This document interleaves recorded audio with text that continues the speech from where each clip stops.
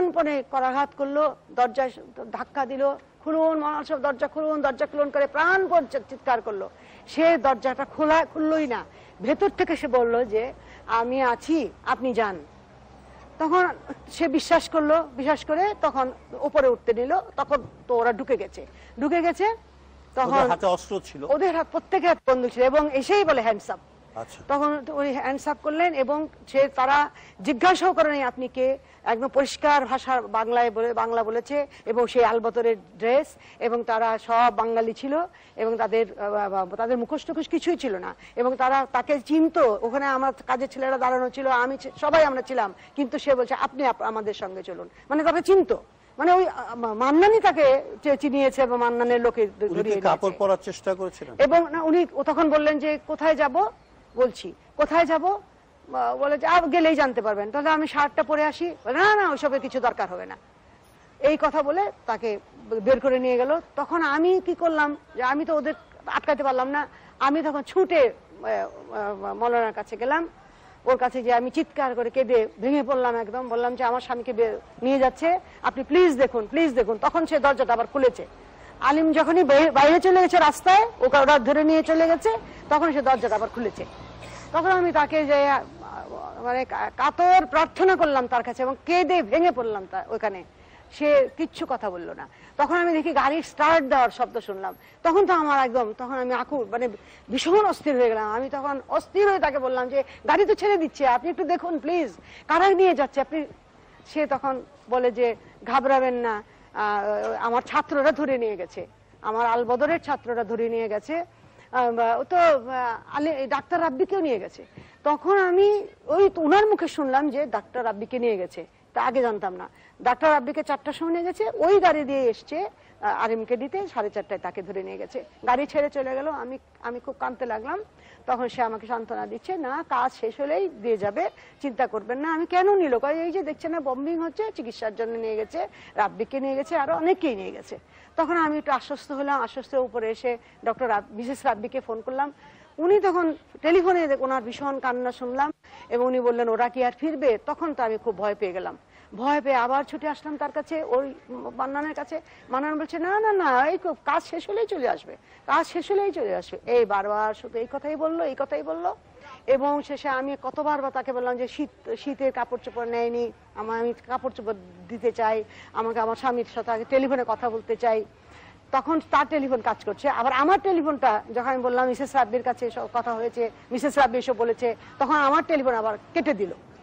তখনই আমার telephone dead হয়ে গেল। এই ডেড হয়ে গেল, মানে তার সে নেটওয়ার্কটা সংযোগ বিচ্ছিন্ন করে, একদম সংযোগ বিচ্ছিন্ন করে দিল। তার মানে এই নেটওয়ার্কে সে খুব ভালো জড়িত ছিল, এবং সে নিজে বলেছে আমার ছাত্ররা ধরে নিয়ে গেছে। এবং সারাক্ষণ সে বলতে থাকলো যে দিয়ে আসবে, ফিরে দিয়ে যাবে, এই কিছুক্ষণের মধ্যে দিয়ে যাবে। আমি তো সারা রাত ধরে অপেক্ষা করলাম, একটু কোথাও একটু শব্দ হলে আমি দরজা খুলতাম, মনে করে এই তো আমার স্বামী এসে গেছে। সারা রাত ধরে আমি কানলাম বসে আর অপেক্ষা করলাম। সকাল হয়ে গেল 16ই ডিসেম্বর তখন, এবং সকাল 8টার সময় দেখি ছাদে ছাদে জয় বাংলা ধ্বনি করে ধ্বনি উঠছে, আর চারদিকে বাংলাদেশের পতাকা। আমার তখন বুক ফেটে কান্না আসছে যে আমি এই স্বাধীন বাংলাদেশের পতাকা যত্ন করে বুকের মতো মানে আড়াল করে রেখে দিয়েছি, যে আমি স্বাধীন হইলে দেশ, আমি আমার সবাইকে নিয়ে আমি বাংলাদেশের পতাকা উড়াবো। কোথায় আমার সেই পতাকা, আমার স্বামী কোথায়? আমি তখন আকুল কান্নায় ভেঙে পড়েছি, সমানে কাঁদছি। এই সময় মুক্তিযোদ্ধা কয়েকজন আসলো, ওরা ওদের হাতে বন্দুক। ওরা এসে বলে যে সেই হারামজাদাটা কোথায়, সেই শয়তানটা কোথায় যে আলিম ভাইকে মেরেছে। তখন ওদের মুখে শোনা যে কি বলো, যে হ্যাঁ ওদের মেরে সব ভাইকে মেরে ফেলেছে। তখন তো আমার কোনো জ্ঞান নাই। আমি তখন আমার তখন আর কিচ্ছু আমার মাথার মধ্যে কাজ করছিল না। আমি ছুটে রাস্তায় বেরোলাম। রাস্তায় তখন দেখি যে মুক্তিযোদ্ধারা আসছে, জয় বাংলা জয় বাংলা বলছে, আর আমার ভিতরে হাহাকার যে আমার স্বামী কোথায়। আমার যে 9 মাস ধরে আমার স্বামী কত কাজ করেছেন দেশ স্বাধীন করার জন্য, কত রকমের সাহায্য, বিভিন্ন রকমের চাঁদা তুলেছেন, মুক্তিযোদ্ধাদের আশ্রয় দিয়েছেন, চোখের চিকিৎসা করেছেন, সেই আমার স্বামী তো আর আসলেন না, আর আমার স্বামীকে পেলামই না। তখন 18ই ডিসেম্বর এই রায়ের বাজারে এই বদ্ধভূমিতে এখানেই ওনাকে পাওয়া গেল। সেই ছবি আমার কাছে আছে, হাত দুটো পিছনে বাঁধা, গামছা দড়ি দিয়ে হাত পিছনে বাঁধা ছিল, ছবিতেও দেখে বোঝা যাচ্ছে। চোখ বাঁধা, গামছাটা গলায় পরে আছে, আর আপনার সারাটা শরীর তারা যে কি কষ্ট দিয়ে মেরেছে, তাদের বেয়নেট দিয়ে কোচানো ছিল সারা শরীর, বুকের মধ্যে অসংখ্য গুলি, তারপরে আপনার সমস্ত শরীরে মারের চিহ্ন। তারা, আমার স্বামী কি অপরাধ করেছিল এদের কাছে? ওনাকে যদি আমি বলতাম যে চলো আমরা চলে যাই এখান থেকে, উনি বলতেন আমি তো ডাক্তার, আমি তো চিকিৎসা করি, আমাকে কেন মারবে? তো দেশকে ভালোবাসার অপরাধে তারা এই শাস্তিটা দিল।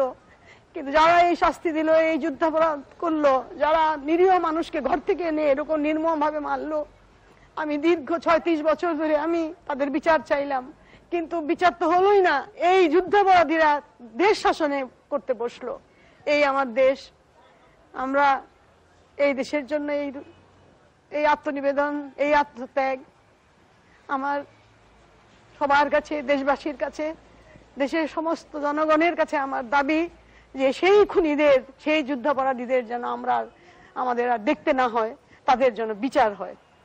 আমি আপনারই মতো আরো একজন ডাক্তার হুমায়ুন কবির, আপনি চেনেন তাকে, হুমায়ুন কবির।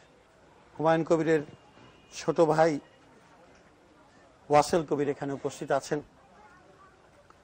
তার কাছে শুনবো যে হুমায়ুন কবিরকে 15 তারিখে 15ই নভেম্বর ধরে নিয়ে গেছিল। সেদিন ওনাদেরকে ধরার জন্যই আসলে ওই জামাত শিবির আলবদর রাজাকাররা ওই এলাকাতে কারফিউ দিয়েছিলেন। তো ওনাদেরকে নেওয়ার জন্য, হসপিটালে যাওয়ার জন্য অ্যাম্বুলেন্স আসার কথা ছিল। ওনারা জানতেন যে অ্যাম্বুলেন্স আসবে, কিন্তু পথিমধ্যেই ওই রাজাকাররা, আলবদররা অ্যাম্বুলেন্সটা ফিরিয়ে দেয়। এটা ঠিক ওনারা জানতেন না, আসলে ডক্টর আজহারও জানতেন না, আমার ভাই ডক্টর হুমায়ুন কবিরও জানতেন না আর কি। তো ওনারা যখন বাসা থেকে নামেন ঠিক সিঁড়ির গোড়ায় আর কি, সেই অবস্থায় সিঁড়ির গোড়া থেকে বাসা থেকে ওনাদের ধরে নিয়ে যায়। ধরে নিয়ে যাওয়ার পরে কারফিউ তুলে দেয় ওরা। 10টার দিকে মিসেস আজহারুল হক, সালমা ভাবি, উনি হাসপাতাল থেকে জানতে পারেন যে ওনারা হাসপাতালে যাননি। হাসপাতালে যাননি, ইতিমধ্যে কারফিউ উঠে গেছে। তখন খোঁজাখুঁজি শুরু হয় চারিদিকে। ওনারা ওনাদের মতো করে খুঁজতেছেন, আমরা আমাদের মতো করে খুঁজতেছি সারাদিন। আর খোঁজাখুঁজি করে কোনো আমরা খবর পাইনি। আমরা একটা খবর পেয়েছিলাম, যেটা হলো যে এই হাতিরপুল এলাকা থেকে প্রায় 2 ট্রাক 100-200 মানুষকে একসাথে ধরে নিয়ে গেছে এবং সেটা রমনা থানায় হস্তান্তর করা হয়েছে। তো সেই অনুপাতে ডক্টর আজহারের ফ্যামিলিও গিয়েছেন, আমরাও গিয়েছি। তো ওইখানে যাদেরকে হ্যান্ডওভার করা হয়েছে সেই লিস্টটা আমরা চেক করে দেখেছি, অনেকের নামে আছে, কিন্তু আমার ভাই ডক্টর হুমায়ুন কবিরের নাম নেই এবং ডক্টর আজহারের নামও নেই। তখন আমাদের মনে স্বাভাবিকভাবেই একটু দুশ্চিন্তা কাজ করা শুরু করলো যে তাহলে কি বিষয়টা অন্যরকম কোনো কিছু কিনা। আমরা সারাদিনই চেষ্টা করেছি, কোনোভাবেই যখন আর কোনো কিছু করতে পারিনি, সকালবেলা পরদিন 16ই নভেম্বর আমরা শুনতে পাই যে এরকম নটরডেম কলেজের পাশে ওই কালভার্টের নিচে 2টা লাশ, ঠিক বুকে বুক মিলানো অবস্থায় 2টা লাশ পাওয়া গেছে। এবং ওইখান থেকে সেই লাশ পরে ঢাকা মেডিকেল কলেজে নিয়ে যাওয়া হয় এবং আমরা ঢাকা মেডিকেল কলেজের মর্গে যে সেই লাশ শনাক্ত করি, ক্ষতবিক্ষত লাশ ডক্টর হুমায়ুন কবিরের এবং ডক্টর আজহারের। সেখান থেকে জানাজার পরে 16ই নভেম্বর আজিমপুর গোরস্থানে ওনাদেরকে দাফন করা হয়। আমি ব্যক্তিগতভাবে এই স্মৃতিগুলো চারণ করতে আমার খুব কষ্ট হয়, আবার করতে চাইও না এই কারণে যে আসলে স্মৃতিচারণ করা এখন আমাদের আর সময় নেই।